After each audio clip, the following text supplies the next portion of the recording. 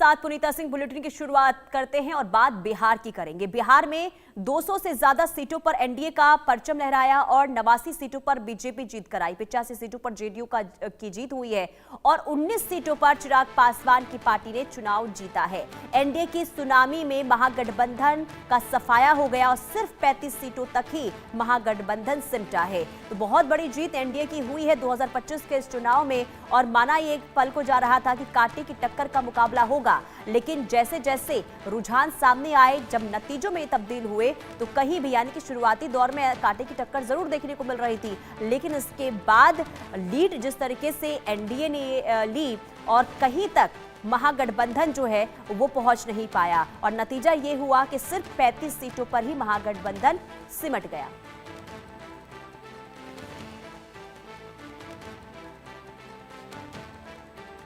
तो ये बड़ी खबर आपको बता रहे हैं।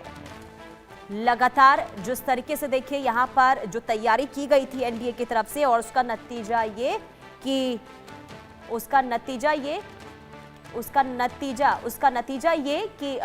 एनडीए की बहुत बड़ी जीत हुई है। हमारे साथ लेखक और विचारक रतन शारदा जुड़ चुकी हैं लाइव। बहुत स्वागत है आपका इंडिया न्यूज पर रतन शारदा जी। सर, जो ये जीत हुई है एनडीए की, जो जीत हुई है, इसे किस तरीके से आप देख रहे हैं सर? देखिए, मैं मानता हूँ कि ये नेगेटिविटी पे पॉजिटिविटी की जीत है। ऑपोजिशन का सारा जो चल रहा है प्रोपेगेंडा, जो सारा प्रचार चल रहा था, नेगेटिविटी पे आधारित था। हिंदुओं को जाति के नाम पर बांटो, लोगों को अपीजमेंट पॉलिसी से उनको ललचाओ, तो इस प्रकार से जो हिंदू डिवीजन और कास्टिज्म का खेल था, बिहार ने कास्टिज्म को नकार दिया है। 2014 में मोदी जी ने कास्टिज्म और कम्युनलिज्म के विरुद्ध एस्पिरेशनल और एक डेवलपमेंट की राजनीति चलाई थी, जो बहुत अच्छी चली। बाद में 2024 के अंदर रिजर्वेशन समाप्त होंगे, जातिवाद खड़ा करके और संविधान नष्ट होगा, इस करके कुछ नुकसान अपोजिशन पहुंचा सकी। लेकिन उसके बाद फिर हम देखते हैं कि बिहार ने दोबारा एक रास्ता दिखाया है कि केवल बांटो और वोट जीतो के ऊपर राजनीति नहीं चलती और इसके कारण कास्टिज्म को नकारना, ये मानता हूँ कि राजनीति के लिए, भारत की राजनीति के लिए बहुत पॉजिटिव ऐसा मैसेज है। दूसरा ये है कि जिस प्रकार से अंधाधुंध प्रॉमिसेस की गई कि हम 2 करोड़ हम दे देंगे, आपको जॉब्स दे देंगे सरकारी, और हम इतने लाखों रुपए बांट देंगे, लोगों के लिए हास्यास्पद था। देखिए, बिहार बहुत मेच्योर इस प्रकार का प्रांत है जिसके यहाँ सबसे पहले प्रजातंत्र की शुरुआत हुई थी लिच्छवी साम्राज्य से। उनकी जड़ों के अंदर ये समझ है और इसके कारण इसको नकारा। और जो विश्वसनीयता इनकी थी, नीतीश कुमार जी की, और जो डिलीवरी इतने सालों की प्रगतिशील और ये डेवलपमेंट को लेकर, और जिस प्रकार से मोदी जी की इमेज है गरीबों के लिए, आखिरी पंक्ति के लिए काम करना, वो सफल रहा।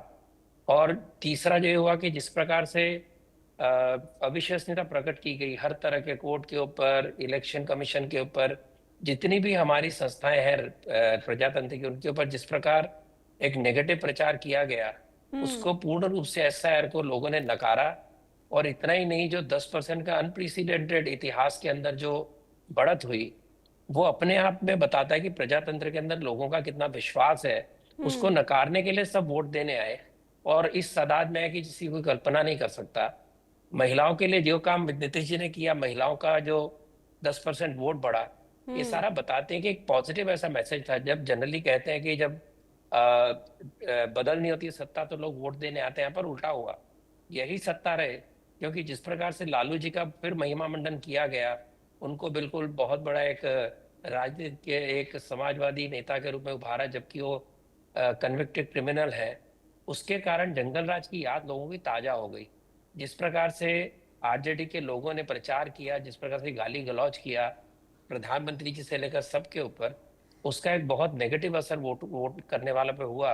और युवा पीढ़ी सड़क पे आओ, प्रजातंत्र से अविश्वास उठाना, उस सबको नकारते हुए जिस प्रकार से लोग आए डर के मारे कि भैया फिर जंगल राज ना आ जाए, उसके कारण एक बड़ा परिवर्तन यहाँ के वोट में हम दे पाए। कल्पना किसी को भी नहीं थी।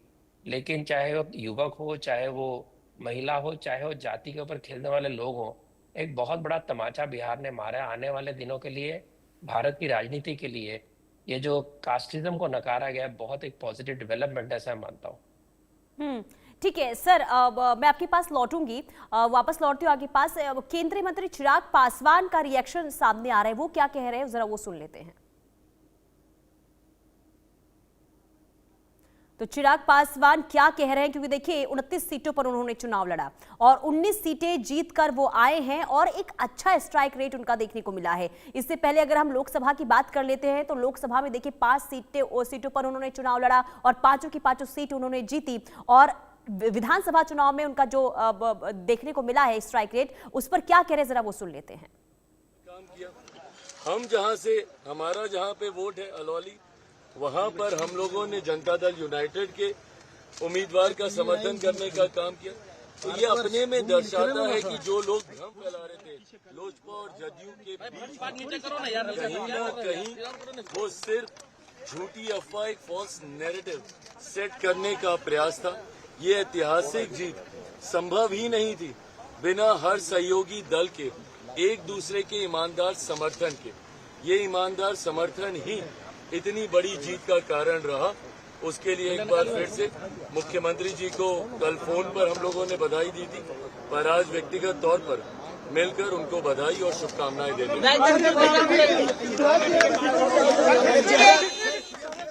तो चिराग पासवान को आप सुन रहे थे, जो ये बताते हुए कि एक समन्वय और एक जो गठजोड़ देखने को मिला है उसका नतीजा रिजल्ट में कल निकलकर सामने आया है। हमारे साथ रतन शारदा जी जुड़े हुए हैं। सर, बीजेपी की स्ट्रैटेजी के बारे में अगर हम समझें, किस तरीके से स्ट्रैटेजी रही बीजेपी की, क्योंकि देखिए बीजेपी हमेशा से जानी जाती है अपनी तैयारियों को लेकर और बिहार में भी वो देखने को मिला है। और एक खास करके जो समन्वय यानी कि तमाम घटक दलों को साथ में लेकर चलना है, उसमें भी बीजेपी सबसे आगे रहती है। लेकिन बिहार चुनाव में कौन सा ऐसा स्ट्रैटेजी रहा जो सटीक बैठा? देखिए, पहली बात तो जैसे आपने चिराग पासवान जी को भी सुना, मैं मानता हूं कि अपने पिताजी से भी बहुत एक सुघड़ ये राजनीति के बनेंगे, आगे जाकर इनका भविष्य बहुत उज्जवल है। जिस प्रकार से इन्होंने मेहनत की है कुछ साल यहाँ पर बिहार में अपना दम खड़ा करने के लिए, अपनी पार्टी खड़ा करने के लिए, और जिस जैसे अपने इन्होंने अपना प्लेटफॉर्म बढ़ाया है लोगों के, अलग अलग लोगों को साथ में जोड़ने का, उसका एक अच्छा असर सभी पे, अलायंस पर, खुद उन पे हुआ, ये भी हमने देखा। और बीजेपी की तरफ से सबसे बड़ी बात की एक पॉजिटिव मैसेज लेकर गए, वो उनके मैसेजिंग में फंसे नहीं और अपनी बात करते रहे, एजेंडा सेट करते रहे, एक विकास का एजेंडा, एक इंक्लूसिव का एजेंडा, महिलाओं को जिस प्रकार से लगातार प्रगतिशील बिहार का सरकार रही है उसको और एक हाथ देने का काम जो किया, और अलायंस के अंदर सबके साथ मेल जोल और सभी की बात मानकर अपनी भी सीटें कम करके सभी को उसके अंदर मनाना और सीट के लिए एडजस्ट करना, ये एक बहुत बड़ी अचीवमेंट है। एक तरफ इनका स्मूथ चलने वाला अलायंस देखिए जहाँ वोट भी ट्रांसफर हुए, और एक तरफ महागठबंधन था जिसमें गांठें ज्यादा थी, गठबंधन कम था। और पहले राहुल गांधी और आरजेडी के झगड़े, अब कांग्रेस कहती है कि हमें घटिया सीटें दी गई, हमारे साथ अन्याय हुआ, हमें हराया, और आरजेडी कहती है कि राहुल गांधी के कारण हम हारे। जब घमंड बीच में आता है कि आपके साथ पार्टी मिलने आती है दिल्ली में, 4 दिन आप समय नहीं देते, अपनी जिद पर अड़े रहते हैं, प्रेस कॉन्फ्रेंस में नहीं आते, उससे भाई बिल्कुल गलत मैसेज, नेगेटिव मैसेज लोगों को गया। तो एक तरह स्मूथ सेलिंग, प्रेगमेटिक के साथ, प्रेगमेटिज्म के साथ में एक अलायंस चलना जिसके अंदर मोदी जी जैसे लोग और चिराग जैसे लोग और नीतीश कुमार जैसे लोग हैं और सभी पार्टियां लोकल दर पे काम कर रही हैं, सभी को लाभ हुआ। और दूसरी तरफ एक गांठों वाला बंधन जिसकी गांठें आखिर तक खुली नहीं, आखिर तक आपस में इनका झगड़ा रहा। और तीसरी बात, जिस प्रकार से केडर ने काम किया है, कार्यकर्ताओं ने, वो अद्वितीय है। और उस प्रकार से जगह जगह जाकर जो वोट ऐसे नहीं बढ़ते, टीवी पर और यूट्यूब पे बोलने से वोट नहीं बढ़ते, लोगों को मनाना पड़ता है, घर से निकालना पड़ता है, मुद्दे समझाने पड़ते हैं। वो जो बीजेपी के कार्यकर्ताओं ने किया अद्वितीय। आज एक बीजेपी के विरोधी, घोर विरोधी यूट्यूबर पत्रकार ने लिखा है किस प्रकार उसने सड़क के ऊपर जगह जगह अलग अलग बिहार के अंदर ऊंचे ऊंचे बड़े बड़े नेताओं को और कार्यकर्ताओं को अलग अलग प्रांतों से आए हुए एक एक महीना वहां सड़कों पर जूझते देखा, जिसका ना इंस्टाग्राम पे खबर ना यूट्यूब पर। और वो जो परिणाम है, लोगों को घर घर जाके मिलना और उनको निकालना, उसमें संघ भी होगा, बीजेपी के कार्यकर्ता होंगे, लेकिन हर स्तर पे लोगों के साथ संपर्क और उन्हें विषय समझाना, ये बहुत मेहनत का काम है। जो लोग यूट्यूब पे जीते हैं, सोशल मीडिया में जीते हैं, उनको ये नहीं पता। इसके कारण जो रिजल्ट आते हैं तो बहुत आश्चर्य होता है उनको। जो लोग गए थे और सबको पता था एनडीए जीतेगी, पर जितना नेगेटिव प्रचार, जितना एब्यूज, जिस प्रकार से गंदे स्तर पर लाया गया उसको, इलेक्शन को, उसका बहुत अच्छा उपयोग इसको एनडीए को हुआ। और जैसे मैंने कहा, अलायंस का आपस में स्मूथ सेलिंग चलना, वहां भी ईगो, सबको ईगो है। इसके बावजूद सबने ईगो दबाकर बीजेपी के नेताओं ने सबको साथ में लिया, सबको समझाया, और बहुत एक स्मूथ सेलिंग अलायंस वर्सेस गांठों वाला गठबंधन, ये उसका एक बड़ा सबक लोगों को मिलेगा। जी, बिल्कुल। और सर, खास करके देखिए, इस जो नतीजे सामने आए इसके बाद संघ की जो सक्रियता रही है, इसे लेकर भी काफी चर्चाएं हो रही है। ऐसे में बिहार चुनाव को लेकर आरएसएस की कितनी भागीदारी देखने को मिली और कहां पर सबसे ज्यादा फोकस रहा? देखिए, ये तो मैं नहीं कह सकता कितनी भागीदारी रही, लेकिन जनरली आरएसएस का जो अप्रोच होता है कि लोग अधिक से अधिक वोट करें, 100% मतदान।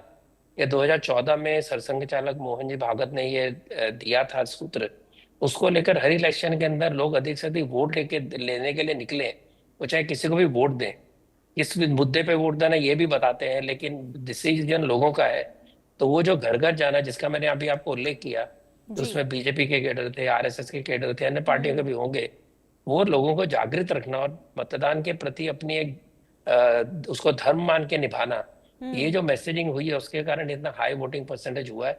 और जहां जहां ये काम हुआ, आप देखिए 2014 से लगातार हर प्रांत में हर जगह वोटिंग परसेंटेज बढ़ी है। खुद मैं अपनी बम्बई के कॉलोनी में जहाँ रहता हूँ, वहां की वोटिंग परसेंटेज मेरे देखते देखते पिछले 12-13 सालों के अंदर कम से कम 10% बढ़ी है। तो ये जागृति लाना लोगों के अंदर बहुत बड़ा काम है। बाकी लोग स्वयं प्रबुद्ध है, उनको स्पेशल कुछ लेसन देने की आवश्यकता नहीं है, मैं मानता हूँ। बिल्कुल। लेकिन जो नतीजे कल सामने आए ना सर, इसके बाद देखिए, अब भले ही अगर हम बात करते हैं महागठबंधन की, अब उनका पूरा फोकस वोट चोरी पर रहा, लेकिन जब नतीजे सामने आए तो कहीं ना कहीं देखिए चुनाव आयोग पर भी सवाल उठा दिए गए हैं। तो इसे आप किस तरीके से देख रहे हैं कि लोकतंत्र का देखिए बहुत बड़ा संगठन जिस पर उंगली उठा देना, बार बार वोट चोरी का आरोप लगाना, नतीजे उनके फेवर में ना आने के बाद, तो इसे आप किस तरीके से देख रहे हैं? मैंने यही पहले कहा था आपको कि जिस प्रकार की नेगेटिविटी हर संस्था के ऊपर डेमोक्रेसी की इन्होंने खड़ी की, और एसआर एक तरफ कब कहते हैं कि नकली वोटर है, दूसरी तरफ एसआर का विरोध करते हैं, मतलब चाहिए क्या आपको? लोगों ने भी यही सोचा। और जैसे मैंने कहा, बिहार का एक मेच्योर डेमोक्रेटिक वैल्यूज है, 4 बीसी से लेकर, उसके कारण उसी का उत्तर उन्होंने दिया। इतने बड़े नंबर पर वोट देने के लिए जो आए हैं, इतने बड़े बहुत एक परसेंटेज में आए हैं, वो सबक वही देने के लिए आए कि इस प्रकार की नेगेटिविटी बंद करिए। राहुल चाहते थे कि लोग सड़कों पर आकर, जेंजी तरुणों पर आके नेपाल और बांग्लादेश खड़े करे। इसके विरुद्ध तरुणों ने किया, सड़कों पे आए, लेकिन वोट देने के लिए गए। तो एक बहुत बड़ा सबक है जो राजनीति के, जहां पर खुद को धुरंधर समझते हैं, नेगेटिव मैसेजिंग करते हैं, लोगों को ये मंजूर नहीं है। लोगों के अंदर एस्पिरेशन है, लोग विकास चाहते हैं खुद को और अपने आसपास का, और लोग चाहते हैं कि हम इसमें से निकले। देखिए, यूपी का भी असर बिहार पे अवश्य हुआ होगा। यूपी भी कभी बीमारू स्टेट गिना जाता था, आज यूपी सबसे प्रगत प्रांतों के अंदर 13-14 नंबर था जीडीपीएस के अंदर, वो दूसरे नंबर पे आ गया है। उद्योग आ रहे हैं, सब कुछ आ रहा है, तो बिहार में क्यों नहीं हो सकता? ये भी एक मैसेज गया है। तो इसके कारण ये अश्रद्धा जगाना, ये लोगों ने टोटली अस्वीकार कर दिया। अपने आप सड़कों पर आए, लेकिन सड़कों पे आए प्रजातंत्र को मजबूत करने के लिए। ये इनको, और इनका मैसेजिंग सारा मिक्स था। एक तरफ ये हमारे तेजस्वी कुछ और कह रहे थे, राहुल गांधी कुछ और रह रहे थे। राहुल गांधी टूरिस्ट की तरह आते थे, इवेंट मैनेजमेंट करके अपने बाहर हॉलीडे पे चले जाते थे। इलेक्शन हुआ तो वहां नहीं थे, रिजल्ट आया तो वहां नहीं थे। तो लोगों को लगा इनसिंसियर आदमी है, केवल कुछ इवेंट खड़ी करके, एक कंट्रोवर्सी खड़ी करके निकल जाता है। इसके कारण वो एक विश्वास जो है वो जगा नहीं पाए, बल्कि अविश्वास जगाया। और उसका असर आपने देखा कि लोगों ने उत्तर बैलेट ईवीएम के अंदर जाके उन्होंने उत्तर दिया उसका। यानी कि विचार ही नहीं मिल पा रहे थे, और ये शुरुआत से ही देखने को मिला। यानी कि सीट बंटवारे को लेकर भी देखने को मिला, दोनों ही पार्टी के विचार नहीं मिल रहे थे, और इसी का जो रिजल्ट है वो देखने को मिला है। लेकिन देखिए, एक समय ऐसा था कि देश की सबसे बड़ी पार्टी कांग्रेस थी, लेकिन अब 6 सीटों पर ही आकर सिमट गई। तो ऐसे में क्या भविष्य आप कांग्रेस का देख रहे हैं सर? देखिए, हमें पता है कि कांग्रेस के अंदर बहुत बड़ा असंतोष है। जो तरुण एक होनहार नेता थे, वो तो फाइनली पार्टी छोड़ छोड़कर बीजेपी में आए, जबकि वो राहुल गांधी के क्लोज सर्कल के लोग थे और अच्छे ब्राइट पॉलिटिशियन थे। उनको लगा भविष्य नहीं है। अब जो बैठे हैं जिनको लगता है कांग्रेस के प्रति, उनको लगता है आज नहीं तो कल होगा, वो भी अभी थक रहे हैं। और एक मन में एक फ्रस्ट्रेशन है। इसका कभी भी आप प्राइवेटली बात करेंगे आपको पता ही चलता है। और इस फ्रस्ट्रेशन को दिग्विजय सिंह जैसा व्यक्ति, जो लगातार गांधी परिवार के साथ खड़ा रहा, उसके लिए सबसे दुश्मनी ली, खुद के ऊपर इतने उसने बदनामियां ली, वो व्यक्ति अगर कहता है कि इसके अंदर बदल आना चाहिए, तो आप समझ लीजिए कि कहाँ तक ये फ्रस्ट्रेशन बढ़ी हुई है। एक कांग्रेस का ट्रेडिशन समाप्त हो चुका है। कांग्रेस को जेएनयू झोला वालों ने घेर लिया है और एक्सट्रीम लेफ्ट माओइस्ट विचारधारा पे राहुल गांधी चल रहे हैं, जो भारत में कभी भी स्वीकार्य नहीं थी। और लेकिन उसको सोच नहीं पा रहे।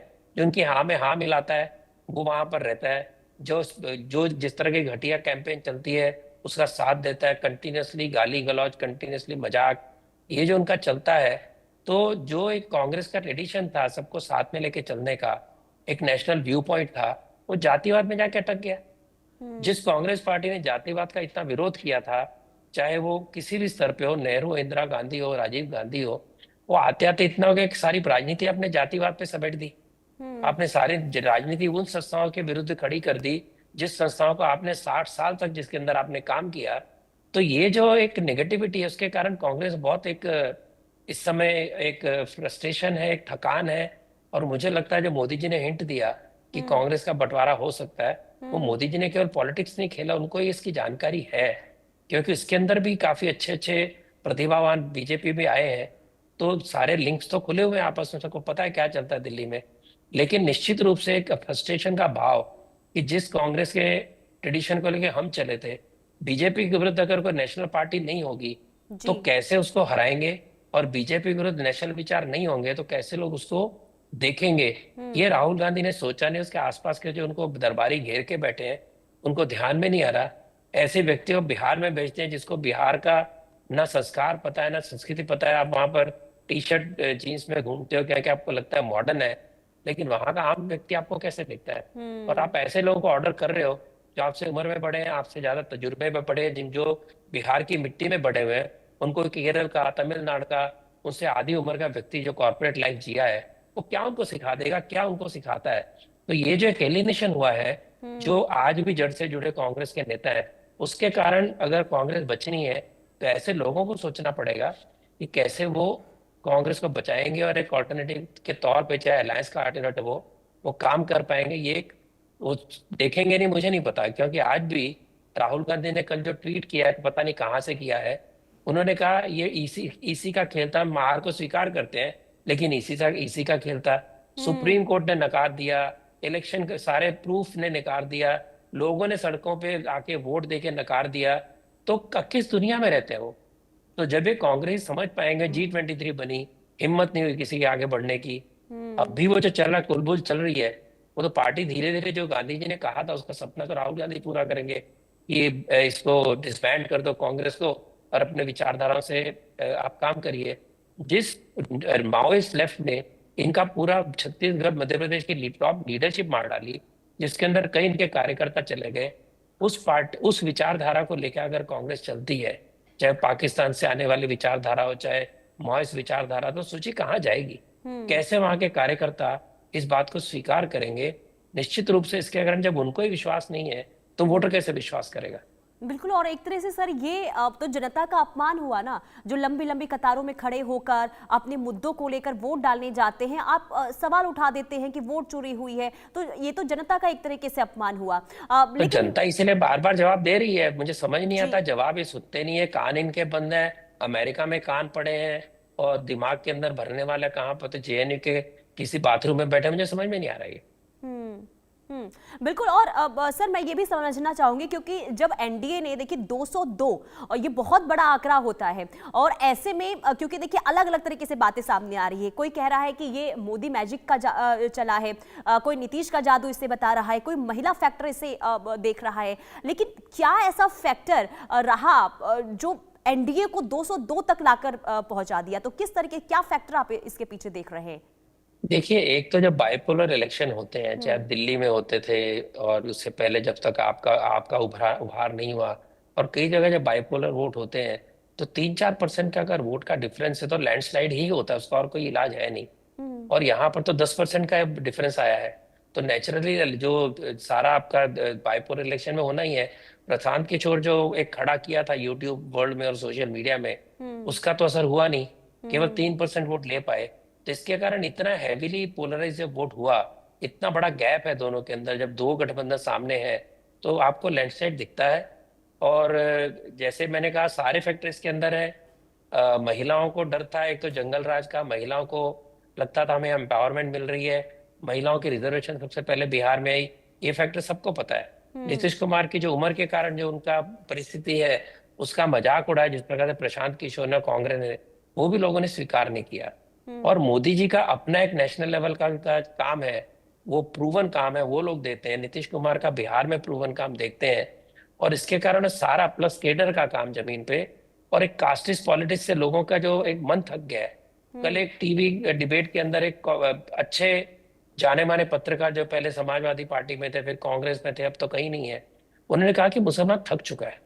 जिस प्रकार से मुस्लिम क्षेत्र के अंदर जीती है एनडीए, आप ये समझ लीजिए कि उनको एक टूल की तरह यूज किया जाता है। उनको ऐसे बताया जाता है कि तुम खतरे में हो, तुम खतरे में हो। विकास उनका होता नहीं। इतने सालों के जो भी सच्चर कमेटी रिपोर्ट रही हो, बंगाल की रिपोर्ट रही हो, जहाँ 30-30 साल, 60-60 साल तथाकथित सेक्युलर लोग राज कर रहे हो, वहां पर अगर मुस्लिम समाज का लगातार इकोनॉमिक इंडाइसेस सबसे पुअर है, डेवलपमेंट इंडाइसेस सबसे पुअर है, तो कौन इसके लिए जिम्मेदार है? मोदी जी के राज में 16% आबादी हम मानते हैं सेंसस की, चलो 20% होगी, 35% तक लाभ सारी योजनाओं का मुस्लिमों ने लिया है। उसके बाद भी उनके मन में जो डर है बीजेपी का, वो सेक्युलर लोग डाल रहे हैं, वो धीरे धीरे डर उतर रहा है। और ध्यान में आ रहा है कि हमारा केवल उपयोग किया जा रहा है वोट के लिए, और हमें केवल ये डरा डरा कर रखा जा रहा है। मुल्ला मौलवियों के दबाव से जब मुस्लिम समाज बाहर आएगा, तो मुझे लगता है ये भी खेल खत्म होगा। और बिहार में निश्चित रूप से ये हुआ होगा, अभी तो एनालिसिस लोग करेंगे, लेकिन निश्चित रूप से हुआ होगा। तो इस प्रकार की communal casteist policy, negative policy, no positive agenda, केवल नेगेटिविटी फैलाना, ये लोगों को स्वीकार नहीं है। लोगों के सोचने का तरीका 2014 का बदल चुका। आप देखिए, जहां पॉजिटिव एजेंडा लेके गई वहां कांग्रेस भी जीती है, ऑपोजिशन भी जीती है, लेकिन लगातार नेगेटिव बात करेंगे। इसीलिए आप देखिए, जो ऑपोजिशन पार्टियां समझदार है, वो ये मुद्दों में राहुल गांधी के साथ खड़ी नहीं रहती। ये आप गौर करिए। और कहती है बार बार कि इस प्रकार के इल्जाम लगाना ठीक नहीं है। आप जीतते हैं तो कैसे जीतते हैं, तो हारते समय आप क्या इस प्रकार से रोना धोना डालते हैं, ये सबके सामने है। जब तक नई राजनीति नहीं सीखते, जब तक आप 30 साल पुरानी राजनीति और 15 साल पुरानी राजनीति में काम करना चाहेंगे, पूरी जनरेशन्स बदल गई हैं। इस दौरान 2 नई जनरेशन्स आ गई हैं। उन्होंने भारत का बदलता स्वरूप 1991 ऑनवर्ड देखा ही है। उसके अंदर भाजपा ने जो रोल अदा किया है, जो मोदी जी ने किया है, एक पॉजिटिविटी, एक बहुत एक अपने मन में आत्म गौरव, और ये कुछ भी कर सकते हैं, ये जो एक भावना जगाई है, ये जब तक ऑपोजिशन नहीं समझ पाती, तब तक इसी तरह वो अपने आप में एक आत्म सुप्त, और जैसे कुमार ने कहा है कि आत्मलोभी क्या है वो, बौना, आत्मलोभी बौना। इस प्रकार की सोच जब तक रहेगी, ये विरोधी पक्ष कुछ कर नहीं पाएंगे। ये जब तक नहीं समझते, मुझे लगता है बीजेपी के लिए बहुत अच्छा है और एनडीए के लिए बहुत अच्छा है कि एस्पिरेशनल भारत को वही रिप्रेजेंट कर रहे हैं, और को नहीं कर रहा। तो तालाब में कूदने से, मोटरसाइकिल चलाने से, दंड पेलने से लोग प्रभावित नहीं होते, वो सोशल मीडिया में होते हैं, लेकिन वास्तव में लोग देते हैं कि मिल क्या रहा है, हमें क्या, ये कहाँ लेके जाएंगे। जी, और बिल्कुल अब देखिए ना सर, क्योंकि पहले शुरुआत में जब चुनाव प्रचार की शुरुआत हुई थी, तो विपक्षी दलों की तरफ से एसआईआर का मुद्दा उठाया गया। इसके बाद कहीं ना कहीं चुनाव जब आगे बढ़ता गया तो ये मुद्दा दब गया। इसके बाद वोट चोरी का मुद्दा उठा, ये भी काम नहीं आया। यानी कि इसको हम स्ट्रैटेजी के तौर पर समझ सकते हैं कि बीजेपी ने विपक्षी दलों के कितना हिपोक्रेटिकल है। एक तरफ कहते हैं कि नकली वोटर बैठे हैं, एसआईआर क्या होता है? नकली वोटर निकालने के लिए। अगर मरे हुए वोटर्स को निकाला और ये नकली वोटर्स को निकाला, तो एसआईआर क्यों करते हो? ये लोग देख रहे हैं ना कि भाई आप कहना क्या चाहते हो जी, ये तो बताओ ना। आप या तो मान लो कि सूची सारी सही है, 20 साल में भारत में ना कोई मरा ना कोई जन्मा, या आप कहिए कि ये जो कर रहे हैं वो सूची साफ करना जरूरी है। अब दोनों तरफ का खेल तो नहीं खेल सकते ना। लोग इतने भी लोग गलीबल नहीं है ना, जितना आप समझते हैं। बिल्कुल, यानी कि जो मुद्दे देखिए विपक्षी दलों की तरफ से उठाए गए, वो कहीं ना कहीं अब कहें कि सटीक